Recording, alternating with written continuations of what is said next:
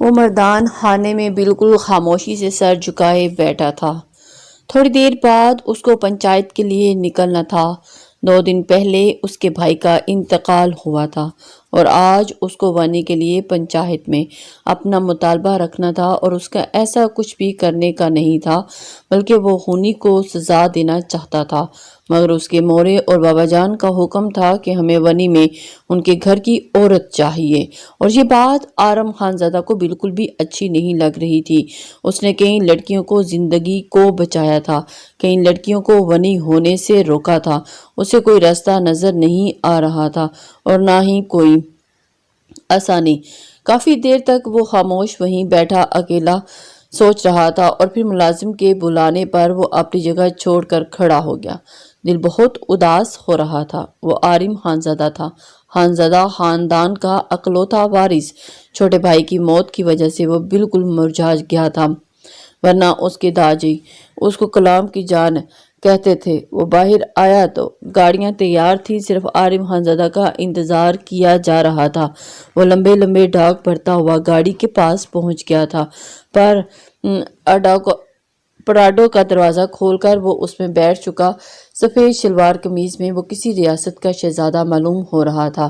Steering wheel گھماتے ہی ان لوگوں نے گاڑیاں پنچایت کی روڈ پر ڈال دی تھی۔ گاڑی دھول اڑاتے ہوئے بڑے میدان کی طرف رواں دواں تھی، اور وہ مسلسل اپنے دماغ کو جھٹک رہا تھا، خود کو کسی بھی طرح سے راضی کرنے کی کوشش کر رہا تھا۔ لیکن آج اسے ونی لینی ہی ہے، مگر دل کسی بھی قیمت پر اس حرکت کے لیے راضی نہیں تھا۔ گاڑیاں ایک جھٹکے سے بڑے میدان میں رکیں، جہاں پر کئی چارپائیاں لگی ہوئی تھیں، اور وہاں پر پنچ وغیرہ بھی بیٹھے ہوئے تھے۔ صرف اور صرف خانزادہ خاندان کا ہی انتظار کیا جا رہا تھا۔ وہ سب مرد جیسے ہی گاڑیوں سے اترے اور ان کے احترام میں تمام لوگ کھڑے ہو گئے تھے۔ آرم خانزادہ اپنے بابا ذوالفقار خانزادہ کے ساتھ ایک کروپر سے چلتا ہوا اپنی جگہ سے آ کر کھڑا ہو گیا، اور ان کے ساتھ ان کے چچا، ان کے تایا اور ان کے دادا حضور بھی موجود تھے۔ وہ لوگ ایک شان سے بیٹھ چکے تھے، دیکھنے میں ہی معلوم ہو رہا تھا کہ وہ سب خان ہیں۔ ان کی رنگت سفید سرخ، اور جس کی وجہ سے وہ سب نمایاں ہو رہے تھے۔ ان کے بیٹھتے ہی پنچایت کا آغاز ہو چکا تھا۔ دوسری طرف سے مطالبہ رکھا گیا تھا کہ ہم ونی کے بجائے پیسے دے سکتے ہیں، مگر اسی وقت ذوالفقار خانزادہ گرج کر بولے تھے، ہمارے بیٹے کا خون اتنا سستا نہیں کہ ہم پیسوں کے عوض اس معاملے کو رفع دفع کر دیں۔ تم نے ہمارے بیٹے کا قتل کیا ہے، اتنی آسانی سے تو نہیں معافی ملے گی۔ تم اپنے گھر کی عورت ہمیں دو گے، نہیں تو ہم یہاں خون کی ندیاں بہہ دیں گے۔ ذوالفقار خانزادہ کی دھاڑ پر پوری پنچایت میں سناٹا چھا گیا تھا۔ سرپنچ ذوالفقار صاحب کی جانب دیکھتے ہوئے تحمل سے بولے، ہم آپ کی قدر کرتے ہیں خانزادہ صاحب، لیکن بہتر ہوگا کہ معاملہ کچھ پیسوں کے عوض ہی نپٹا لیا جائے۔ ان کے خاندان میں کوئی بھی بالغ عورت نہیں ہے۔ جب اچانک داجی بول پڑے تھے، کیوں رحیم کی چھوٹی بیٹی حور، وہ کون ہے؟ کیا وہ ان کا خون نہیں؟ رحیم صاحب فوراً ہی ہاتھ جوڑ کر گھٹنوں کے بل بیٹھے تھے اور تکلیف سے تڑپ کر بولے، خانزادہ صاحب، ہمارے خدا کے لیے ہمارے حال پر رحم کریں۔ ہم اپنی پوری جائیداد آپ کو دینے کے لیے تیار ہیں، مگر ایسا نہ کریں۔ میری بیٹی بہت چھوٹی ہے، صرف 13 سال کی ہے، خدا را اس کی ذات پر رحم کرے۔ کھائیں۔ آرم خانزادہ جو ابھی تک خاموشی سے سر جھکا کر بیٹھا ہوا تھا، اس نے حیران ہو کر سر اٹھایا تھا۔ وہ فوراً اس بات پر اعتراض کرنا چاہتا تھا کہ وہ اتنی چھوٹی سی لڑکی کو ونی میں لے گا، مگر اسی پر ذوالفقار خانزادہ اس کے ہاتھ کو تھام لیا تھا، جس کا مطلب تھا کہ خاموش رہو۔ داجی اب دوبارہ بولے تھے، ہمارا بیٹا بھی صرف 20 سال کا تھا، جوانی کی دہلیز پر اس نے ابھی قدم ہی رکھا تھا، اور تمہارے بیٹے نے ہمارے بیٹے کو مار دیا۔ تمہیں کیا لگتا ہے کہ ہمارے چھوٹے کا خون سستا تھا؟ فیصلہ ہو چکا ہے، ہم رحیم کی چھوٹی بیٹی کو ونی میں مانگتے ہیں، ورنہ گاؤں کے اندر خون ریزی کے علاوہ اور کچھ نہیں ہوگا۔ ہم کسی ایک کو بھی نہیں چھوڑیں گے اور ان کی پوری بستی کو اجاڑ کے رکھ دیں گے۔ داجی کی بات پر چیمہ گوئیاں ہونا شروع ہوگی، اور ایک ہی پل میں پوری کایا پلٹ چکی تھی۔ گاؤں والے فوراً ہی رحیم کے خلاف ہو گئے تھے، اور سب نے صاف کہہ دیا تھا کہ ہم اس حق میں ہیں کہ رحیم اپنی چھوٹی بیٹی دیں گے، اور کیونکہ گاؤں میں خون ریزی نہیں چاہتے، معاملہ یہیں ختم ہو جائے گا۔ मामले को ज्यादा तूल नहीं देना चाहिए। गांव वालों की बातें और दाजी जुल्फकार खानजादा का मुतालबा देख सरपंच ने फौरन ही फैसला सुना दिया था कि निकाह अभी के अभी होगा, और उन्होंने जुल्फकार खानजादा से सवाल किया था कि आप निकाह के लिए किस मर्द को आगे करेंगे। उन्होंने फौरन ही आरम के कंधे पर हाथ रखा था, जो 26 साल का खूबसूरत नौजवान था। कहने को वो इनकार कर सकता था, लेकिन अभी इज्जत का मामला था। खानजादा जान से जा सकते हैं लेकिन इज्जत से नहीं, और उसने दिल में यही फैसला किया था कि हाँ, वो लड़की उस लड़की से निकाह जरूर करेगा, मगर उसको बनी होने वाली सजाओं से जरूर बचाएगा। वो जालिम नहीं था, वो अपने छोटे भाई की तरह से रहमदिल था। फौरन ही मस्जिद के मौलवी साहब को बुला लिया गया। रहीम साहब की बेटी हूर लाल दुपट्टे में पंचायत में पहुंच गई थी। आरम खानजादा की निगाह छोटी सी हूर पर ही थी, जिसे देखते ही वो समझ गया था कि वो महज 13 साल की है और इससे ज्यादा उस बच्ची की उम्र नहीं। फौरन ही उसने उसे मौलवी साहब ने निकाह के कलमात पढ़ाना शुरू कर दिए थे। आरम को ये सब बहुत मायूब लग रहा था, मगर वो अपने खानदान से बेहद मजबूर था। जैसे ही मौलवी साहब ने निकाह के कलमात दोहराए, न जाने क्यों उसे पहली बार अपना दिल धड़कता हुआ महसूस हो रहा था। दुनिया के लिए ये निकाह आम सी बात थी, मगर वो हमेशा से ही निकाह को अहमियत देता आया है। कबूल है बोलते वक्त उसने अपने दिल में इरादा बांध लिया था कि वो उस लड़की को हर सर्द गर्म से बचाएगा। हाँ, मगर वो उस खून को भी नहीं भूलेगा जो उसके भाई का बहा था। वो लड़की तमाम जुमला हकूक के साथ उसके नाम हो चुकी थी। रहीम साहब बहुत बुरी तरह रो रहे थे। एक लम्हे के लिए आरिम खानजादा को उस शख्स पर रहम आया था, मगर फिर उसने अपने दिल को उस आदमी के लिए की तरफ से सख्त कर लिया था, क्योंकि जब उनका भाई इस दुनिया से गया था तो जुल्फकार खानजादा भी इसी तरह तड़प रहे थे। फौरन ही रुखसती का ऐलान हुआ था और फिर वक़्त सर आन पहुंचा और रहीम साहब अपनी हूर को सीने से लगाए ज़ारों की तार रो रहे थे। जब जुल्फकार खानजादा आरम को देखते हुए बोले, आरम खानजादा, बस बहुत हो गया तमाशा। अपनी बीवी को इसका आदमी से दूर करो और उसे गाड़ी की तरफ ले चलो, हमें अब हवेली पहुंचना है। ये कहते ही उन्होंने अपनी गाड़ी की तरफ इशारा किया और बाप के हमरा अपने कदम गाड़ी की तरफ बढ़ा दिए थे, जबकि आरम ने एक निगाह छोटी सी हूर पर डाली थी, जो मुसलसल अपने बाप के सीने से लगी थी। ज़ारों की तार रो रही थी। शायद वो बच्ची भी जान चुकी थी कि वो अब ऐसे एक जहन्नम में जा रही है जहां से उसकी वापसी नहीं है सिवाय मौत के। इस हवेली में अब वो नहीं निकल सकती थी। उसने गहरी सांस हवा में खारिज की थी। अपने कदम रहीम साहब की तरफ बढ़ाए थे और हूर का बाजू थामकर उसे अपनी तरफ खींच लिया था। एक नज़र उसने रहीम साहब की जानिब देखा डाली, जो हाथ जोड़ चुके थे, मगर उन्हें नज़र अंदाज किए वो हूर को अपनी जानिब कलाई को थामकर अब गाड़ी की तरफ जा रहा था और उसके बाप दादा की गाड़ियां आगे बढ़ चुकी थी। सिर्फ गार्ड्स ही उसकी गाड़ी के करीब खड़े थे, बाकी सब जा चुके थे अपनी अपनी गाड़ियों की तरफ। उसने फेंकने वाले अंदाज में हूर को फ्रंट सीट पर धकेला था और फिर घूमकर स्टीयरिंग व्हील को संभाल लिया था और उसने गाड़ी को एक ही झटके से स्टार्ट किया और हवेली की रोड पर डाल दिया था। हूर दबकी सहमी अपनी सीट पर सिसकियां ले रही थी। वक्तन फवक्तन हूर की सिसकियां गाड़ी में गूंज रही थी। चाहता तो वो उस लड़की को अपने बाप के हवाले कर सकता था कि वो उसको हवेली ले जाए, मगर उसे मालूम था कि अगर हूर पहले हवेली पहुंच गई तो उसकी मोरे, उसकी चाची, ताई उस लड़की को जान से मार देंगी। इसलिए उसने हूर को अपने साथ ले जाने का फैसला किया और गाड़ी एक ही झटके से हवेली के पोर्च में आ रुकी थी। वो बाहर आया तो उसने गहरी सांस हवा के सुपुर्द की थी।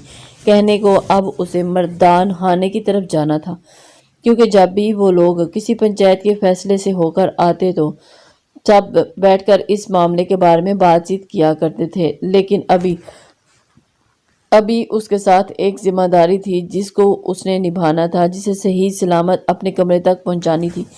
वो घूमकर हूर की तरफ आया और गाड़ी का दरवाज़ा खोलकर उसने अपनी चौड़ी हथेली हूर की जानी फैलाई थी और संजीदा लहजे में बोला था, लड़की नीचे आओ, तुम्हें कमरे में पहुंचा दूं। इसके बाद मुझे मर्दान खाना जाना है। जबकि हूर ने जालीदार दुपट्टे से उसका खूबरू चेहरा देखा। वो बहुत ज्यादा सहम चुकी थी। वो घबरा कर बोली थी, आप मुझे कमरे में ले जाकर मारेंगे। उसका लहजा एकदम मासूमियत से लबरेज था। आरम ने एक निगाह उसके चेहरे पर डाली और उसकी जानिब देखते हुए जाली से नुमायां हो रहा था उसको नफी में हिलाया था और उसके सर पर हाथ रखते हुए बोला, जब तक तुम मेरे साए में हो तुम्हें कोई छू भी नहीं सकता। और रही मेरी बात तो मैं औरतों पर हाथ उठाने के लिए हमेशा ही हिलाफ रहा हूँ। तुम परेशान ना हो, सब सब ठीक हो कर दूंगा। ये कहते ही उसने हूर की कलाई को थाम लिया था और बहुत ही एहतियात से उसने हूर को नीचे उतारा और वो बहुत ज्यादा सहम चुकी हुई थी। एक लम्हे के लिए तो उसे अपने कानों पर यकीन नहीं आया, मगर फिर घर से निकलते वक्त जो उसकी माँ ने हदायत की थी उसे याद करके तो उसे अचानक आंखों में आंसू आ गए थे। वो सीधा उसे हवेली के अंदर ले आया था। जनान खाने में दाखिल होते ही उसके मोरे चाची बी जान फौरन ही उसकी जानिब लपकी थी। यकीनन वो उस लड़की के ही इंतजार में थी, मगर उसे तो ये सब आरम खानजादा के साथ खड़ा देखकर सब औरतों ने अपने कदम वहीं जमा लिए थे। उन्हें इस बात पर बहुत हैरत हुई। वो अपने मोरे को देखते हुए बोला था, मोरे, मैं आपको बता रहा हूँ इस लड़की पर कोई हाथ नहीं उठाएगा। ये बात मैंने आपको बहुत तहम्मुल से समझाई है और मुझे दोबारा इस बात को दोहराने की ज़रूरत न पड़े। ये बोलकर वो ठहरा नहीं था बल्कि हूर को लिए अपने रूम की जानिब बढ़ गया था, जबकि हूर हैरान थी कि ये शख्स उसके लिए इस तरह ढाल बनकर खड़ा हो गया है और उस पर इतना मेहरबान क्यों हो रहा है। उसकी माँ ने तो कहा था कि तुम्हें बहुत ज़्यादा सख्त आजमाइश का सामना करने पड़ेगा, तुम पर बहुत सी उंगलियां उठाई जाएंगी, बहुत सी तकलीफें तुम्हें बर्दाश्त करनी होंगी, मगर तुम सब कुछ सहन कर लेना करना। और क्योंकि अगर तुमने आज ये तकलीफें बर्दाश्त कर ली तो कल तुम्हारी वहाँ जीत हो जाएगी। मगर ये शख्स उसे तकलीफ बर्दाश्त करने का मौका ही नहीं दे रहा था, बल्कि किसी ढाल की माने उसके आगे खड़ा हो गया था। उसे तो ये सब हैरान करने के लिए बहुत था। उसने नम आंखों से आरम खानज़दा को देखा और फिर धड़कते दिल के साथ उसके कमरे में दाखिल होगी। और उसके कमरे में दाखिल होते ही हूर ने चारों जानिब निगाह घुमाई थी। वो कमरा नहीं बल्कि किसी रियासत के शहजादे का महल लग रहा था। आरम ने गहरी सांस हवा के सुपुर्द की थी, अपना रुख छोटी सी हूर की जानिब किया था और संजीदगी से बोला, खानम, आप यहाँ बैठ जाएं, मैं थोड़ी देर में मर्दान खाने से आता हूँ।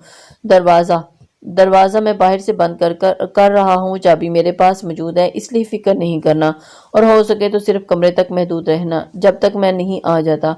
ये बोलकर वो ठहरा नहीं था बल्कि कमरे से निकलता चला गया था। कमरे में अब सिर्फ हूर रह गई थी। उसने नज़र उठाकर अब पूरे कमरे का तायराना जायजा लिया था। सामने दीवार पर ही आरम खानज़दा की एक बड़ी सी तस्वीर लगी हुई थी और उसके कानों में उसकी बी जान की आवाज गूंज रही थी, जो अक्सर उसके बाल संवारे हुए बोलती थी, तुम्हारे लिए तो कोई शहजादा आएगा जो तुम्हें अपने साथ ब्याह कर ले जाएगा। क्या ये वही शहजादा था? उसके दिल अजीब से अंदाज में धड़क रहा था।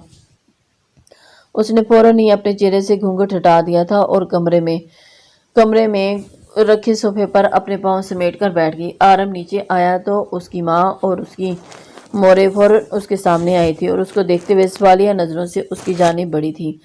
क्या मतलब तुम्हारी बातों का? उस लड़की की इतनी तरफदारी किस वजह से कर रहे हो तुम? वो बनी में आई है और उसे ये सब बर्दाश्त करना होगा। तुमने ऐसे कैसे बात कर दी?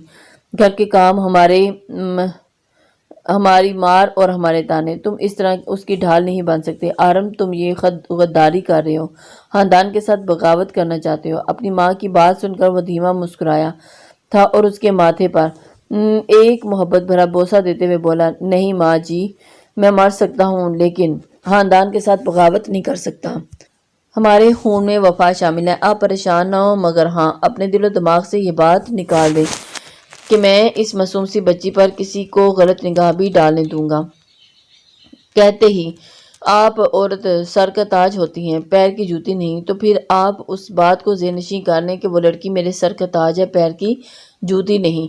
और इसीलिए वो ये बोलकर ठहरा नहीं था बल्कि अपने कदम अब उसने मर्दान खाने की तरफ बढ़ा दिए थे, जहां पर खानदान के तमाम मर्द मौजूद थे और उसी का इंतजार कर रहे थे। जैसे ही मर्दान खाने में दाखिल हुआ तो उसके दादाजी ने कुर्बान वारी सदके होने वाली निगाहों से उसके वजूद पर डाली थी। वो कलाम का शहजादा था और उनकी जान था और उसके दिल की धड़कन था। उन्होंने फौरन ही अपनी बाहें वाह कर दी थी और जिसकी वजह से वो मुस्कुराते हुए उनके बगल में ही बैठ गया था। अब ये लोग रहीम साहब के बारे में बातचीत कर रहे थे वक्त धीरे धीरे गुजरता जा रहा था और रात देर तक वो मर्दान खाने में ही अपने दादा के पास मौजूद रहा था। छोटे भाई की वफात के बाद उसके दादा बहुत टूट गए थे और इसी वजह से सब बहुत देर तक उन्हीं के पास बैठे रहते थे। आरम ही था जो उन्हें संभाल सकता था और इसी वजह से उसने एक लम्हे के लिए उन्हें तन्हा नहीं छोड़ा था। रात 10 बजे के वक्त वो मर्दान खाने से निकलकर जनान खाने में आया और इरादा अब उसका कमरे में आराम करने का था। उसने अपने कप कोली तक चढ़ा लिए थे और अभी अपने कदम आगे बढ़ाता जब अचानक उसके दिमाग में हूर का ख्याल आया था। वो दोपहर से उसके कमरे में कैद थी। यकीनन उसने खाया कुछ नहीं होगा। वो तो मर्दों के साथ रात का खाना तनावल कर चुका था और उसने अपने कदम किचन की तरफ बढ़ाए थे।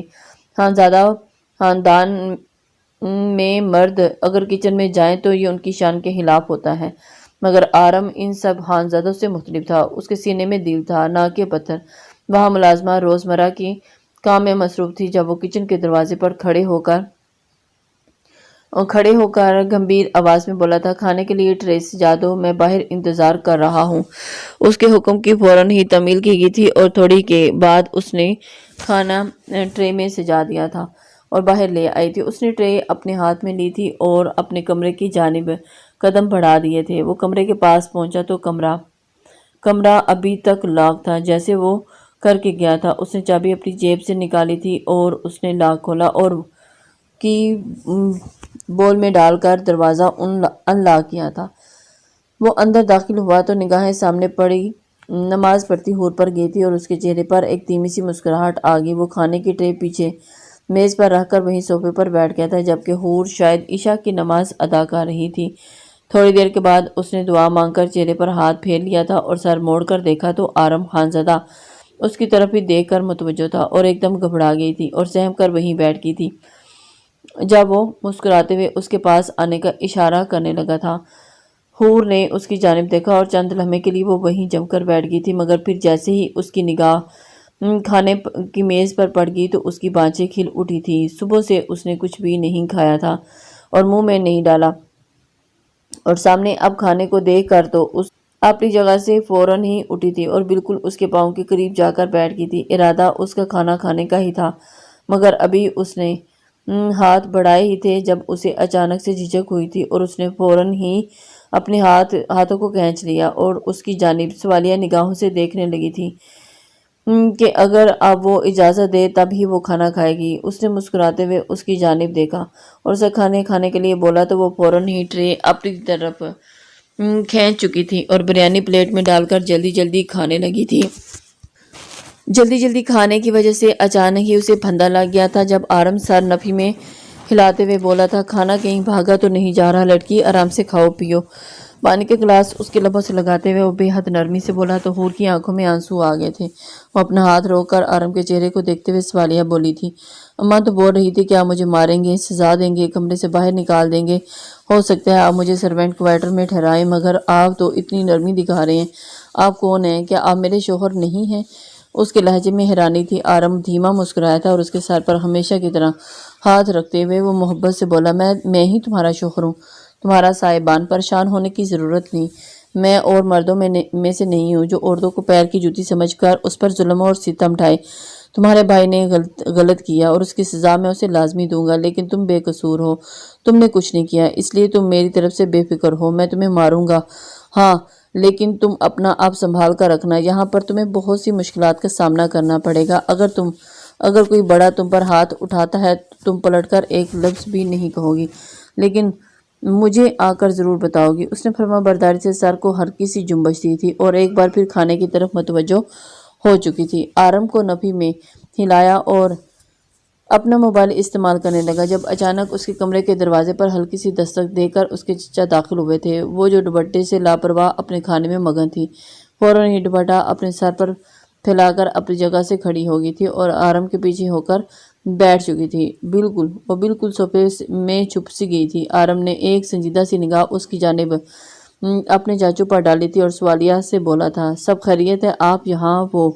वो एक यकदम गुस्से से दहाड़े थे। तुम्हारी चाची मुझे क्या बता रही है कि तुमने इस लड़की को अपनी आगोश में छुपाते फिर रहे हो? आरम, उस बात को ना भूलो کہ یہ لڑکی ونی میں آئی ہے، یہ خاندان کی ضرورت اور صرف نوکرانی ہے، اس سے زیادہ اس کی کوئی قیمت نہیں، اور تم اسے یہاں بٹھا کر اس کی بریانی کھلا رہے ہو۔ اس کا بس نہیں چاہ رہا تھا کہ وہ کچھ کر گزرے، جبکہ آرم نے بہت بری طرح سے سمجھ چکی تھی۔ اس کا بس نہیں چاہ رہا تھا کہ وہ کہیں جا کر غائب ہو جائے، مگر اس کے پاس سوائے چھپنے کے علاوہ اور کوئی چارہ نہیں تھا۔ آرم نے ایک سنجیدہ نگاہ اپنے چاچو پر ڈالی تھی اور اپنی جگہ سے کھڑے ہوتے ہوئے بولا تھا، پہلی بات کہ آپ میری بیوی کے بارے میں اس طرح کی کوئی بات نہیں کر سکتے۔ دوسری بات، آپ آج تو میرے کمرے میں آ کر اس طرح مجھ پر دھونس جما چکے ہیں، لیکن نیکسٹ ٹائم آئندہ کے بعد ایسا کرنے سے گریز کریے گا، کیونکہ مجھے خود پر دھونس جمانا بالکل بھی پسند نہیں آیا۔ انہوں نے ایک نگاہ آرم پر ڈالی تھی اور سخت لہجے میں بولے تھے، میں ذوالفقار بھائی سے بات کروں گا، وہی تمہیں سنبھالیں گے، کیونکہ تم کسی اور کی بات تو سنتے ہی نہیں۔ یہ بول کر وہ ٹھہرے نہیں تھے بلکہ وہاں سے نکلتے چلے گئے تھے، اور ان کے جانے کے بعد آرم نے اسے گہری سانس ہوا میں خارج کی تھی۔ گردن موڑ کر دیکھا تو وہ صوفے میں گھس جانا چاہتی تھی۔ وہ فوراً بولا، باہر آؤ، اور اس طرح سے بیٹھنے سے مسائل حل نہیں ہوتے۔ وہ گھبرا کر باہر نکلی اور چہرہ آنسوں سے تر ہو چکا تھا۔ اس کی گھبراہٹ دیکھ کر اس نے سر کو نفی میں ہلایا تھا اور قدم با قدم اس کے پاس کیا تھا اور اس کے سر پر ہاتھ رکھتے ہوئے بولا تھا، اگر ہمیشہ اس طرح ڈرتی رہو گی تو کبھی بھی دنیا کا مقابلہ نہیں کر پاؤ گی، خاص کر کے میرے ساتھ۔ تمہیں چھپنے کی ضرورت نہیں، جب تک میں ہوں تمہیں بالکل بھی کسی سے ڈرنے کی ضرورت نہیں، تمہارے پاس ہوں، تمہارے ساتھ کھڑا ہوں، تمہیں کوئی بھی چھو نہیں سکتا۔ وہ روتے ہوئے بولی تھی، اور مجھے مار دیتے، آپ کچھ نہیں کر پاتے۔ نہیں، ایسا کچھ نہیں ہوگا، اسی لیے میں ڈر کر صوفے کے پیچھے ہو گئی تھی تاکہ وہ مجھے چھو ہی نہ سکیں۔ آرم دھیما سا مسکراتا ہوا آیا اور کھانے کی ٹیبل کے پاس اشارہ کرتے ہوئے بولا، جاؤ اپنی پلیٹ پوری کرو، میں ابھی آتا ہوں۔ یہ کہتے ہوئے وہ باہر چلا گیا تھا، جبکہ حور نے تشکر بھری نظر اس کی جانب ڈالتے ہوئے اس نے سن رکھا تھا کہ ونی میں آئی ہوئی لڑکیاں سوائے موت کے گھاٹ اترتی ہیں اور اس کے علاوہ انہیں کچھ حاصل نہیں ہوتا، اور ان کا شوہر انہیں درندگی سے مارتا ہے اور اپنی ہوس کا نشانہ بناتا ہے، ساری زندگی انہیں تکلیف پہنچاتا ہے، مگر جو شخص اس کے نصیب میں آیا تھا وہ شخص تو اسے ساری دنیا سے چھپا رہا تھا، سب سے بچا کر اپنی آغوش میں سمیٹ رہا تھا، اور اس نے تو بے ساختہ آسمان کی جانب دیکھا اور اپنے اللہ کا شکر ادا کیا تھا اور اللہ سے دعا کی تھی کہ ساری زندگی وہ اس کی آغوش میں رہے اور اس کے ساتھ رہے اور اس کی زندگی ہمیشہ اس کے سنگ ہی گزرے، مگر وہ معصوم نہیں جانتی تھی کہ اس کے ساتھ اس کی زندگی آنے والے وقت میں کتنی مشکلات میں گھیرنے والی ہے۔ حور نے آرم سیدھا داجان کے کمرے میں آیا اور ان کا ارادہ ان سے دو ٹوک بات کرنے کا تھا اور اپنی مورے کو تو پہلے ہی آگاہ کر چکا تھا، لیکن مردوں میں بھی یہ بات اچھے سے باور کروا دینا چاہتا تھا کہ اس کی بیوی اس کی عزت ہے اور وہ جو کرے گا سو کرے گا، اس کے علاوہ اس کی بیوی کی طرف سے کوئی بھی آنکھ اٹھا کر نہیں دیکھے گا۔ نہیں، وہ داجان کے کمرے میں داخل ہوا تو اس کی نگاہ ان کے ساتھ میں موجود تصویر پر گئی تھی اور اس کے چھوٹے بھائی کی تصویر کو دیکھ کر آنکھوں میں آنسو لیے اس سے باتیں کر رہے تھے۔ داجان کو اس نے اپنے گلے سے لگایا اور آہٹ پر انہوں نے سر اٹھا کر دیکھا تو سامنے ہی ان کا لختے جگر کھڑا تھا۔ وہ قدم بقدم چلتا ہوا داجان کے پاس پہنچ گیا تھا، بہت احتیاط سے ان کے ہاتھ سے وہ تصویر لے کر اس نے ایک طرف قبر کو رکھی تھی اور انہیں اپنے سینے سے لگاتے ہوئے بولا، داجان کیوں خود کو اتنی اذیت دے رہے ہیں؟ خدا کو یہی منظور تھا، اور آپ کہتے ہیں نا کہ ہم اللہ کی بنائی ہوئی مخلوق ہیں اور اس رب نے ہمیں اس دنیا میں بھیجا ہے تو وہی ہمیں لینے پر بھی قادر ہے، پھر کس لیے آپ اتنے آنسو بہا کر خود کو تکلیف دے رہے ہیں؟ داجان نے اپنی آنکھیں صاف کی اور گہری سانس خارج کی تھی۔ تم اس وقت یہاں، تم تو اپنے کمرے میں تمہیں ہونا چاہیے تھا، آرام کرتے ہو۔ اور اس نے ایک نظر داجان پر ڈالی تھی اور پھر دوبارہ سے دھیمی آواز میں بولا، آپ کے چھوٹے بیٹے نے مجھے یہاں آنے پر مجبور کیا ہے۔ داجان، میں آپ کو کچھ بتانا چاہتا ہوں، مجھے معلوم ہے کہ چھوٹے کی موت نے ہم سب کو کہیں کا نہیں چھوڑا، ہم سب دکھ کے کیسے ہی مرحلے طے کر رہے ہیں جس کی کوئی حد نہیں، مگر میں پھر بھی کسی کو اجازت نہیں دوں گا کہ کوئی میری بیوی کی طرف آنکھ اٹھا کر بھی دیکھے۔ چاچو میرے کمرے میں آ کر مجھے ذلیل کر کے گئے ہیں، اور تم اپنی سب پر یہ حکم کیوں جمایا ہے کہ تمہاری بیوی کو کوئی ہاتھ نہیں لگائے گا؟ لیکن دا جان، میں آپ کو دو ٹوک انداز میں یہ بات بول رہا ہوں کہ میری موجودگی میں اور میری غیر موجودگی میں حنم کی طرف سے کوئی بھی آنکھ اٹھا کر بھی نہیں دیکھے گا۔ اس کی عمر صرف 13 سال ہے، وہ بہت چھوٹی ہے اور ان سب چیزوں سے ناواقف ہے، اور اس کے بھائی نے غلطی کی ہے اور میں ہی اس کے بھائی کی بوٹی کروں گا، لیکن اپنی بیوی کی طرف غلط نگاہ سے کسی کو نہیں دیکھنے کی اجازت دوں گا۔ وہ میری ہے اور اب ہمیشہ میری رہے گی۔ اس کی بات سن کر داجان بالکل خاموش ہو چکے تھے۔ کمرے میں بالکل سناٹا چھا چکا تھا۔ اب وہ مزید کچھ کہتا اس سے پہلے ہی داجان دھیما سا مسکرائے تھے اور اس کی جانب دیکھتے ہوئے بولے تھے، دادا کی جان، میرے کالام کا شہزادہ، میں جانتا ہوں تم کتنے غیرت مند ہو، لیکن ونی میں آئی ہوئی لڑکی کو سزا ملتی ہی ہے۔ تم چاہتے ہو اگر تمہارے علاوہ تمہاری بیوی کو کوئی ہاتھ نہ لگائے، وہ مردان